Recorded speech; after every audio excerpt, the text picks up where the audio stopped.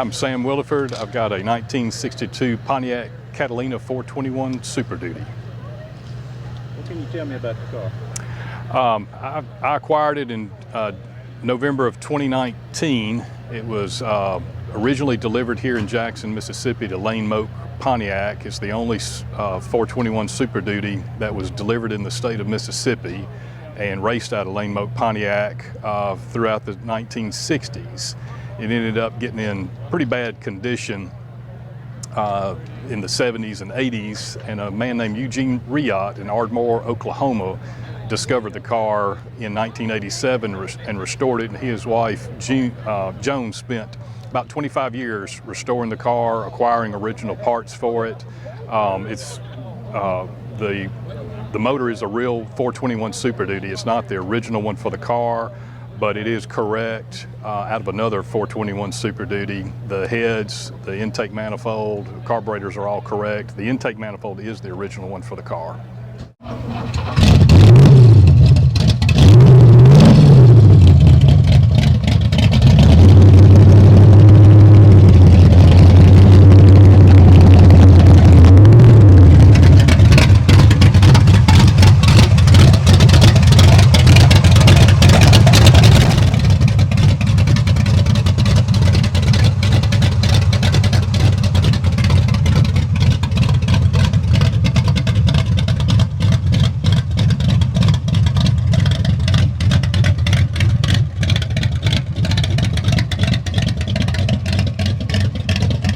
Cars were built? They built 200 motors. They built 162 Super Duty Catalinas, about 15 Grand Prix. And so this is car number 147 of the 162, and it's also one of 88 that's an aluminum car. So the outer fenders, the inner fenders, the bumpers, front and rear, and the hood are aluminum on this car. You said we got somebody sitting here in the back that I might like to talk to. Who is that? Yeah, I have with me, I have Lewis Sharp, who's the original drag racer from the 60s. He's 85 years young, and he enjoys coming out to the shows and being with the car. All right, well, let's go talk to him. Let's do it. It's a 1962 Super Duty Pontiac with aluminum parts, components on it. The front end and the rear bumper. Supposed to weigh about 3,600 pounds. And the engine is a 405 horsepower, 421 Super Duty with 2 Ford McKellar cam and a few goodies in it. I've been running the car since 62. Well, actually 63, because the car wasn't built. What month was it built? June of 62. June, and then time it come in, it was probably 2 months before we got it. Okay. Explain a little bit about why it took so long to get the car to Jackson, Mississippi, between it being built in June of 62 and then you said it arrived in Jackson late fall. It was shipped to Ray Nichols' shop in Gary, Indiana, and the engine pulled out of it and blueprinted, and it didn't come that way from Pontiac. Ray Nichols was involved in Pontiac racing with NASCAR and Right. drag racing. And then the tachometer on the dash, what's the story on that? That's the only one I ever seen with a tachometer on the dash, but evidently it's been taken apart and looked at, and everything looked factory on it. Found a factory wiring harness for it. Right. So that's the only Super Duty you've ever seen that had a factory wiring harness, or potentially factory installed or Ray Nichols installed dash. Well, I'm sure that when they ordered the car, they ordered a tachometer optional. So how did the little small town of Jackson, Mississippi end up getting such a rare race car like this? Mr. Lane was well up in Pontiac. And that was Colin Lane of Colin Lane. Pontiac. And he wanted a car, and Auburn Thornton had a Corvette that nobody seemed to outrun, and he wanted a Pontiac to outrun him, so he ordered that car, and he done it. Mr. Lane had some connections with somebody important in Pontiac. He did. I don't know who all it was, but back in them days, Pontiac was wide open. Fact is, Pontiac was number 3 in sales in 62 and 63, which was a feat within itself. And when the car arrived in Jackson in the late fall, you didn't work for Lane Moak at the time, you worked down the street. Right.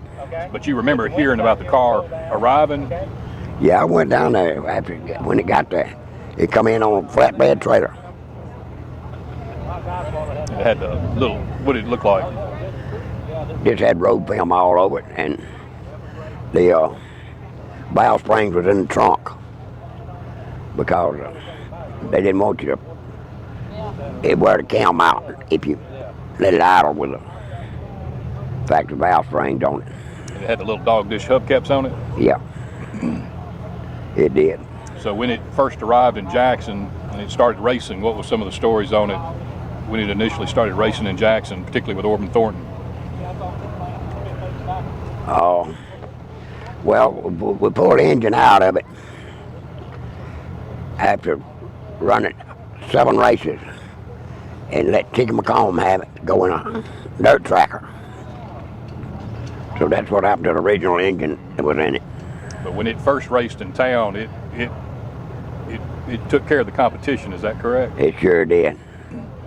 And then when did you start driving it? 63. We got it. When we took the engine out of it and sold it. And then Bud got me another car. And he asked me if I was going to race that car and not leave it sitting there. I said,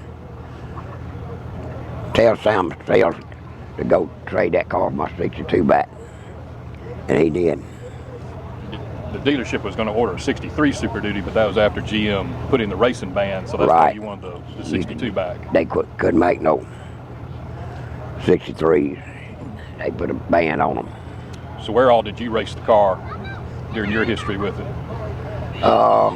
Greenville, Greenwood, Hattiesburg, Monroe, Louisiana, Biloxi, and Jackson, of course. One of your more significant races was in Biloxi, and you said that you raced one of the Sox and Martin cars. That was at Hattiesburg. Oh, Hattiesburg, okay. Yeah, they had a stock meet at Hattiesburg. And you just come in and whatever class you call it in, you drew that much spot or you spotted him yay much. And I drew the Sox and Martin super D stocker. What kind of car was that? It was a Belvedere Plymouth. Now I don't know much about any Chrysler product, but it's a Belvedere Plymouth. You can get them with a 440 in it, or 6-pack, or you get it with a Hemi in it. Because Thornton drove this old car out of Louisiana, one of them altered wheelbase Dodges, and he walked around sweating. And he said, "What'd you get?" I said, "Hell, I drove that damn Sox and Martin car." I said, "They got more money than painting on the damn door than I got in my car." But I run him. Somebody, I don't remember who it was, a friend of mine, asked me, said, "Lewis, can you run on the other end?" I said, "I can fly if I have to." And he said, "Well, that guy's running 10-inch slicks." He said, "He's going to eat you up out the hole." And he did. He left me like I was tied to a stump. And I just stayed with it. Top 3rd gear, I started pulling on him. When I pulled 4th gear, I went by him. And that was that was an elimination round, wasn't it? No, that was actually the first round I made that day. Okay. Did Sox and Martin have to get on the trailer and go home, or were they still able to race? No, they were out. And I busted a ball joint, left front ball joint in it. I didn't have nothing to fix it with. So I got down there with Orban Thornton and me and Leonard Hughes out of Homer, Louisiana, was all that was left. So I told Orban, I said, "Well, I can't stand on my car." I said, "He's got a busted ball joint, gonna come out just most any time." I said, I'll run Leonard." I said, "Because he's beat you, he ain't never beat me." We used to run into him down at Biloxi. But Anyway, So what was the fastest and quickest that the car ever ran that you can remember? at Biloxi, 1187. And the mile per hour, it was at Monroe, Louisiana, 122. And that was on a 10-inch slick back in the 60s. Mm-hmm.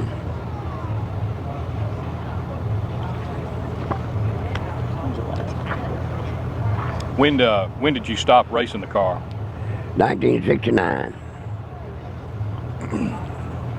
And then between 1969, how long was it before you saw the car again? 42 years. And then a fellow named Eugene Riot out in Oklahoma bought the car, what, in 1987? Yeah, 87. He come by the house. And so he was able to find out after he bought the car that you were the original driver, and he came back from Oklahoma to meet you, and then y'all got to visiting, and then you gave him something before he went back home. What was that? I gave him an original 2.4 intake off of it. So you were able to reunite the original 2x4 intake with the car, correct? Right. And it's on the car today, isn't it? Yeah, that's what's on the car today.